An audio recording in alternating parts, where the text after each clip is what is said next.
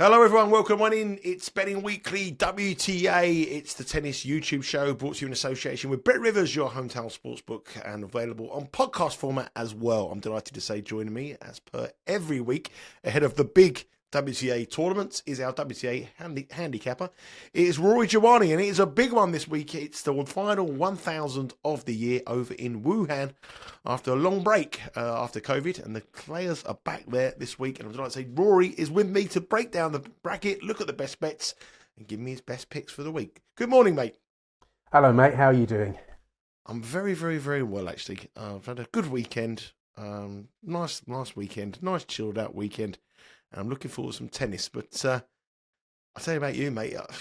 Another bit unlucky last week with Badosa. I thought we got her into the final. You know, she was $8 in play against Gauff, and then threw it away. How many bad beats have you had this year on the tennis in the semi-finals or the final? It's insane. A few. I think we've got a real question mark over Badosa. I mean, she'd been playing well at all tournament, been playing really well, and I think when she got through the quarters, I mean, there was that revival from Zhang Shui, who hadn't, had 24 defeats on the bounce, and then made it through to the quarterfinals. Dramatic turnaround, but Badosa beat her, and Coco Gauff, she's through to the finals somehow, but she's not been playing well. Her serve's a liability. She's been serving double figures, double faults pretty much every match, and her forehand is suspect as well. And Badosa wasn't playing brilliantly yesterday against Gauff in the first set. She played a lot better during the tournament, but she won the first set 6-4. She was a break-up in the second. And then, similar to the way she fell apart against Emma Navarro at the US Open, when I'd also backed her to win the quarterfinal, and she fell apart in the quarterfinal. Lost 6 games in a row. She lost 6 games in a row against Gauff. And then she broke back. But Gauff was on top by then. Her forehand was working better. Her serve was working better. And I mean, Badosa in the first set, she saved a lot of break points. I think she saved, was it in the 8th game? She saved 7 break points before Gauff finally broke. With Badosa, you wonder if it's a mental thing. It could be a physical thing. Obviously, she's had that stress fracture in her back sort of last year and nearly ended her career. Then she won in Washington, and she's got to the semi-finals here. But it does make you question whether you want to back her again in these tournaments. It was a funny old tournament. I mean, obviously we got Karolina Muchova into the final against Coco Gauff a bit later today. Muchova's been brilliant, and the quarter-final against Sabalenka, the tournament favourite, the top seed, was exceptional. Muchova they were very good in the first set. Sabalenka was superb in the second, and she was a break-up 4-3 in the third, but she was rubbing her shoulder and just looking a little bit unhappy. And then the wheels came off. I mean, she started spraying everything wide and long, and Muchova won 3 games in a row to win it. That was in the quarterfinal. She was too good for Qinwen Zheng yesterday, the home favourite. And she's a heavy favourite against Gauff today, and she's been really well backed. She's minus 175 now, with Gauff plus 138. My only question mark about Muchova, obviously she's had a lot of injuries. This will be her 3rd match in 3 days. If she's fit, I think she'll win pretty comfortably. If she's fit, that's the big question mark. And if she's fit, she probably turns up here. If she isn't fit and wins the tournament, there's a big doubt about her turning up for this tournament here. But she is among the market leaders for the tournament we have. It's the final 1,000 event in Wuhan. It is the first time the players have been back since COVID. And when we went there, when the tournament was started in 2014, it was dominated by Petra Kvitova. And in the last couple of years, when they played in 2018 and 2019, that player Sabalenka won the tournament. So it is it's a Lake-Hold hard court. And I can imagine just looking at the previous winners. Venus Williams won in 2015. There's Caroline Garcia won it in 2017. So looking at that roll of honour, I'm suggesting here that it's going to suit the big hitters. Yeah. Funnily enough, when they played before, when Sabalenka won in 2019, they were on Deco turf. and now they're on lay cold, which is actually a little bit quicker.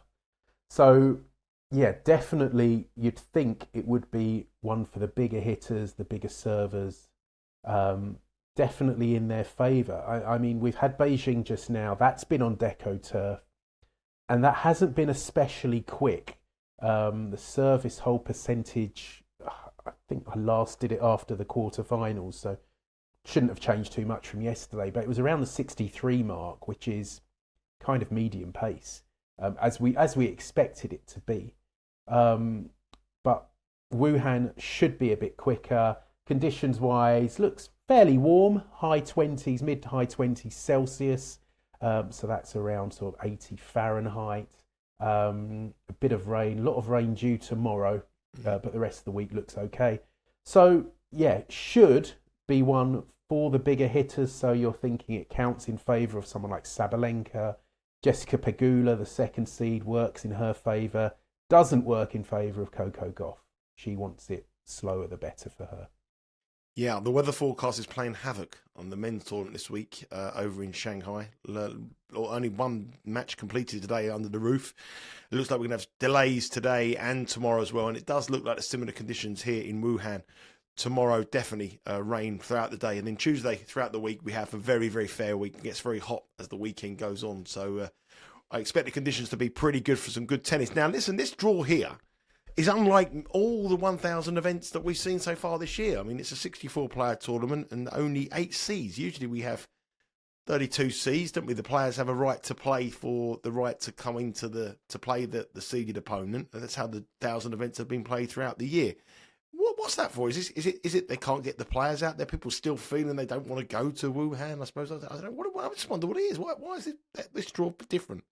Yeah, it's a bit strange, isn't it? I think it's just because it's two in such quick succession. Obviously, Beijing finishes today, and then Wuhan starts tomorrow. It's only a week. Most of the 1,000s have been sort of 10 days. I'm trying to think. I wonder if maybe Dubai was like this as well. If Dubai's a 1,000. Was that 1,000? Yeah, Dubai was a 1,000 event, wasn't it? But I mean, yeah, it's just very unusual to have just 64 players in a 1,000 event and 8 seeds. I wouldn't go to Wuhan even now. You wouldn't get me out there.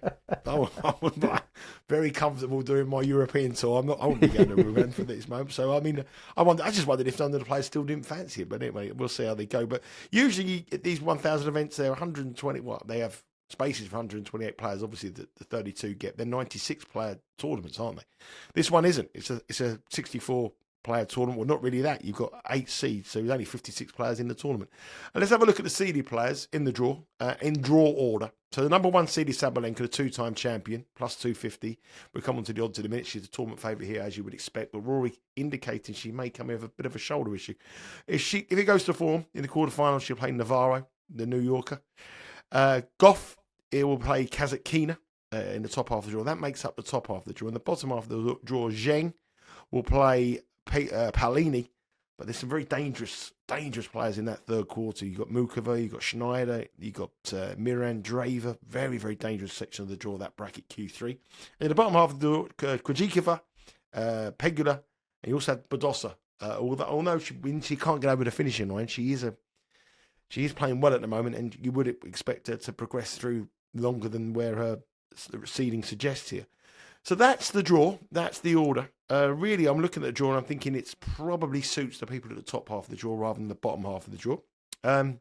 Give us, before we go on to the runners and riders, just give us your assessment of the draw and, where you think there's a favoured bracket. Yeah, I agree with you that the third one does look competitive, looks the most competitive. I was just having a quick look at the other 1,000s. You do have in the Middle East, you've got Qatar and Dubai, which are both 1,000s but 64s, like this one. But you've got most of them. You've got Indian Wells, Miami. They're the 128s. Madrid and Rome are both 128s as well. So yeah, it feels like they've just sort of squeezed this in at the end of the season. And that's another thing to say. Obviously, we're coming to the end of a long season. Off the back of another 1,000, there could be a high attrition rate here. I think the second quarter looks really open. Coco Gauff's in that one. the third quarter, it looks tough. I mean, the two top 8 seeds who get the bye, as you say, Qinwen Zheng and Jasmine Paolini. Paolini, in Beijing, looked like the season had caught up with her when she lost to Magda Linette. But you've got, Deanna Schneider's in there, Mukova's in there if she turns up, Andreeva's in there, Leyla Fernandez is in there, and obviously she reached that US Open final in 2021. She won't mind the conditions. She's won in quick conditions in Mexico a couple of times. The top quarter, Sabalenka. That just, I'm a bit worried. I was kind of looking on the internet, just about, maybe about that. If anyone's reported anything about that shoulder injury, part of me thinks I was the only one who saw it. So her sort of massaging her shoulder between points. It doesn't look too difficult for her, especially in these conditions. She could face Donna Vekic in round 3, and we know Vekic has a good record against her. And in the quarterfinals, possibly either Madison Keys, who she beat comfortably in Beijing, or Emma Navarro, who went out to the resurgent Zhang Shui in Beijing. And then you go down to the fourth quarter. Pegula could meet Badosa again. Badosa beat her 6-4, 6-love in Beijing. You'd think the quicker conditions would help Pegula here. And looking at that quarter, you've got Barbara Krejcikova, who fell at the first hurdle in Beijing. It was an extraordinary match against Jacqueline Christian, the Romanian. She was cruising at 6-1, 3-1, lost the second set. She was 4-1 up in the decider and somehow lost. She squandered 4 match points. She is wearing a sleeve on her arm, which makes you suggest that there might be some physical issue there. Anna Kalinskaya is the 10th seed. She was poor in Beijing. Obviously, my money was too much of a burden for her. I think the third quarter is a real minefield and probably the one to avoid. And that top quarter, for me, and as I say, it doesn't seem that anyone else has picked up on it. For me, I'd just be a bit concerned about Sabalenka. Obviously, her shoulder injury ruled her out of Wimbledon. She hits the ball. I was seeing some stat at the US Open. Her topspin forehand is the fastest of the women, and it's faster than the men as well. Her average topspin forehand speed. And she does put a lot of effort into her shots. I mean, she gives the ball an absolute wallop.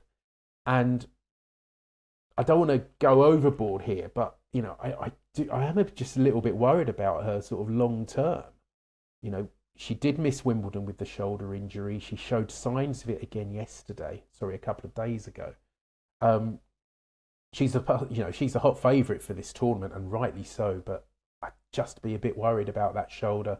Obviously, you've got the WTA finals coming up in a few weeks. She won't want to miss that. I'm wondering if she's going to be going all guns blazing here. Very, very interesting point you made there about the WTA finals, and that's in my way of thinking in this tournament, because there's certain players who need a big week here, and there's going to be bigger money than ever with the finals being in Saudi. The appearance money is off the chart, so it's so important for players to get into that top 8 in the rankings.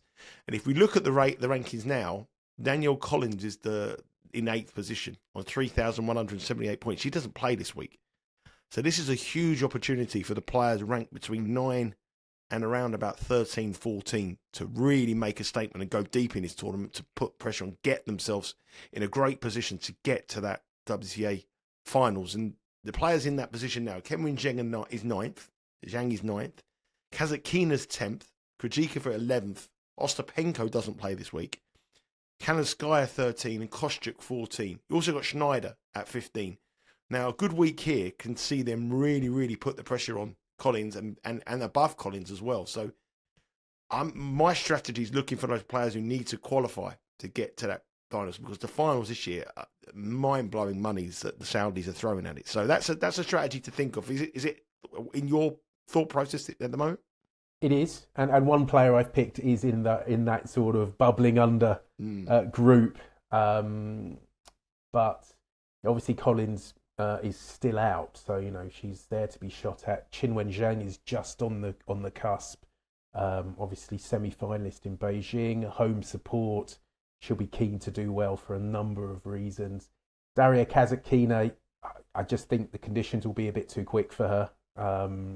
She's in that. I think she's in that nasty third quarter as well. So, yep. Going to be very difficult for her. I think.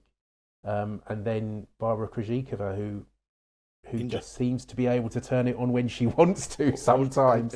She's carrying a slight injury as well, which is a concern. But let's have a look at the odds here. So you can just break us down through your way of thinking here. But I do think that's a very important factor to look at these matches, because there's not a lot of tennis left now before this WTA finals, and this is the biggest tournament up until that stage. So look at those players who've got something to play for, points to defend, or players who just want to cement their place in the world in the finals in Saudi. Let's have a look at the odds. So the favourite is, we've spoken about it at length already, Aryna Sabalenka, plus 250. And if she's on good form in these conditions, if she's fit, plus 250, probably look a big price this time next week. But question marks about her shoulder and an injury problem that's plagued her throughout the year. Gauff back to winning ways in the final. We don't know if she's going to come here as the champion, but she's in the final against Mukova. She's $6 and her finalist. Her opponent in the final and today is Mukova. She's plus 650. Zheng is 850. She needs a win. She needs a massive week. She's 9th in the rankings. Pressure might be on her though. She saw that she didn't live with the pressure in her match in the semi-finals, but she got to the semi-finals and she needs to pick up points. 850. Pegula is 10. Conditions will suit her. Badosa 12. Andreeva 20, Navarro 28, Paolini 33-1, Keys 33-1, Anisimova, who's been in great form in recent weeks, at 40 alongside Schneider, Kaneskaya 50, Krejcikova 50, Kasatkina at 50, and Samsonova at 50. Head across to the Bet Rivers website and the app. You'll be able to look further down the list to find some bigger prices of a player if it takes your fancy. But you mentioned a lot of players there that were bubbling around the bottom, and you put negatives into all the players bar one. So I'm guessing by the way of elimination, your pick here is going to be Anna Kaneskaya again at 50-1. Oh, I can't back her again after last week. Right. She was really poor. She was so poor against Stara Dubtseva. She didn't play that well in the first set, lost it 7-5, and then completely dropped the lot in the second, lost 6-love. And the draw had opened up really nicely for her. She'd beaten Peyton Stearns had to retire injured, so she got through that, having dropped the first set and looked in some trouble. But it opened up really nicely for her, and she couldn't take advantage. Slightly quicker conditions might help, but I just didn't look in great form at all, and that was so disappointing. Sorry, I should just say, Kasatkina, I said she was in the third. She's actually in the second quarter, along with Coco Gauff. But again, I do think conditions will be too quick for her. Mukova looks awfully short. A player, I don't think she'll play. I'm not sure she will. If she wins, I don't know if she'll risk it back to back, will she? I mean, I'm getting flashbacks of Danielle Collins winning Miami, and I said no, she can't. She won't turn up to Charleston, and she can't possibly win. And of course, she went and won it. But I'd be surprised if Mukova, because I don't think she's in with a shout of reaching the finals, the WTA finals. No. So I think for her, she'll be looking towards Australian Open and just making sure she's fit for that. Coco Gauff, $6 again. Conditions slightly quicker would be against her, and as I said, I just don't. She's not playing very well. She's reached the final this week, playing nowhere near her best. Her serve just looks. She looks to be really lacking confidence. It seems to get going better as the match goes on, but in the first set, it's been dreadful. Pegula, conditions will help her, but if she faces Badosa again, I'm not sure it will be enough to overturn that. Badosa comes with risks attached, as we've discussed. I mean, looking down the list, you can almost do a line through most of them. Paolini, I think she's done for the season. Madison Keys was looking okay until she ran into Sabalenka. She's likely to face Sabalenka again here, if Sabalenka's fit. I do like the look of Anisimova at $40. Again, she's another one who's injury profile isn't the best. But she was looking very good in Beijing. She won the first set against Qinwen Zheng, and Zheng's serve just kept her in that match. She served exceptionally well in the second set, and Anisimova just lost it a bit. She's in the second quarter, which I think could be the weakest one. It's got Gauff and Kazatkina as your two big seeds. Kostyuk's in that, Marta Kostyuk's in that quarter as well. And I think this week we're going to see some more funny results. It's 2 1000s back to back. The players that have gone deep in Beijing, I wouldn't be that keen on them going particularly deep, back to back. And Gauff, I feel like almost like her luck has to run out, because she's just not playing well enough to be where she is in the final today. I don't know how she's got there. And I think quicker conditions in Wuhan would count against her. So Anisimova, I mean, on her day, and when she's hit, Anisimova, Sabalenka and Ostapenko, I'd say, when it comes to ball striking, they're kind of a bit above the rest. They really do strike the ball incredibly well. And Anisimova has shown that over the last few weeks. And yes, she's been coming back from injuries and an enforced absence. She took a mental health break for quite a while before coming back early in the season, but just showing signs of getting back to her best. So I think Anisimova's a bet at $40, a half point each way. And the other one is one I did minimise her chances, but I just feel like I want to take a chance on Krejcikova again. And I know she's got that sleeve on her arm. It didn't seem to be affecting her against Christian. Christian came up with some great clutch points in Beijing. And Krejcikova won the first set 6-1. She looked magnificent at times. I'm a bit worried that she's a bit like Badosa. Badosa seems to be capable of playing only one really good set of tennis and then dropping off a bit. And I'm a little bit worried about that for Krejcikova at the moment. But, last year in Dubai, she came from nowhere to win that. Wimbledon this year, she came from nowhere to win that, having shown very little form. And it's, with it being back to back, I really want to be against some of the bigger names and the players that went deep last week. And Krejcikova comes here fresh. She only played once last week. And $50, we know on her day she can beat anyone. So I'm going to have a half point each way on her. It's not a tournament I want to get too involved with, just because it is just the second 1000 in a week. Yeah, I mean, Krejcikova's in that category I like, but I just don't know if I could trust her. But 50-1, she's the kind of player who just comes from nowhere and does win these kind of events. So I think at that kind of price for a Wimbledon champion, you might want to take a little bit of money, because the incentive for them in that Saudi tournament is huge. All those players, 9 to around about 16, need to go well here, and players at 7-6 need to cement their place into that final. I think it's really, really important. Sabalenka's already qualified. Swiatek's not playing because she's already qualified. They're already there. A lot of other players have got a lot of tennis to make sure they can reach that big money event in a month or so time. And we'll have that big money event covered here on Betting Weekly Studios as well, with myself and Rory. So, Rory, just give us a recap of your picks to win the Wuhan 1000. Yeah, so I'm going to go for Amanda Anisimova at $40, half a point each way, and Barbara Krejcikova at $50, half a point each way in Wuhan. Yep. The action starts tomorrow, weather permitting. Early across in the morning Eastern time, so make sure you head across to the Bet Rivers website now, because you want to get those bets down before the action starts, because the market will be suspended. We're slightly behind on the WTA show this year, 0.81 units behind, pretty much level. But some of the bad beats we've had would have made that at least probably 25 points more if they got in our way. So it hasn't really worked out for us at the moment. Slightly behind as well on the game bet match with Sean on the ATP Tour. But there's, again, as I say, lots of tennis to come in your way over the next month before the season finale, and lots more tennis action coming your way this week. Myself and Sean Calvert have just recorded a podcast on Betting Weekly Game Bet Match, looking at the 1000 event in Shanghai. I think it is. I get confused with the venue, Shanghai or Beijing, wherever I am this week. I don't know where I am. I'm in China somewhere. Shanghai Shanghai, I think it is this week. And we've also just recorded the Betting Weekly live every day at 11 o'clock Eastern time. We have the show there, and we have all the best handicappers on the channel giving their bets for that particular day. I'm delighted to say Rory will be joining us on Tuesday.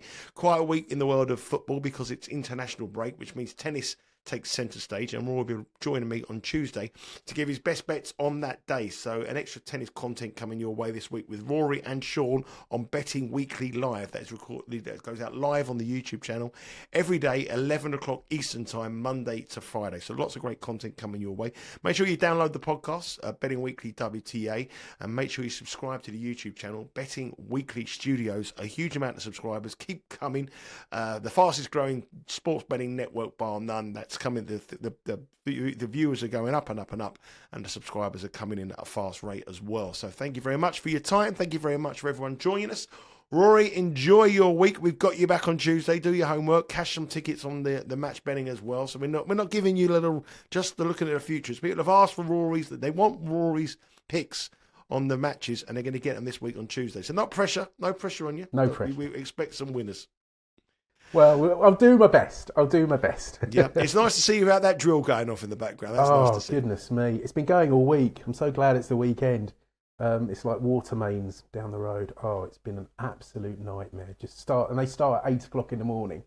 So, yeah, it's nasty. No. That's been it for Betting Weekly WTA. I hope you've enjoyed the show. Good luck with your bets, and we'll be back, as I say, Tuesday, Betting Weekly Live. Rory Jiwani will join us talking WTA 1000 in Wuhan. Take care.